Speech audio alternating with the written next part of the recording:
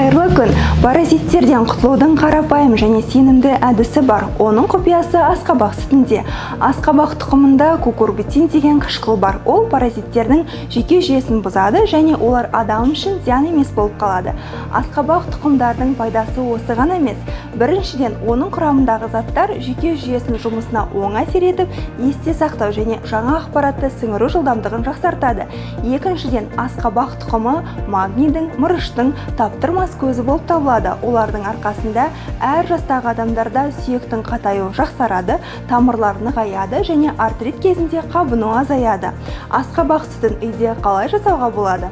Асқабақтың тұқымын алып, 2 сағат бойы суда жібітіңіз.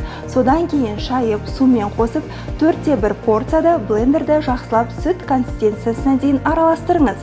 Сүзгі арқылы сүзіп алыңыз. Сүттен қалған сығындыны салатқа немесе сорпаға қоссаңыз болады. Енді осы сусынды таңертең аш қарынға 200 мл-ден ішіп жүріңіз. Қабылдау кезінде 3-5 күнге қант, ет, ұн және сүт өнімдерін жемеңіз. Бейнемен жақындарыңызбен бөлісіп, денсаулығыңызға қамқор болыңыз.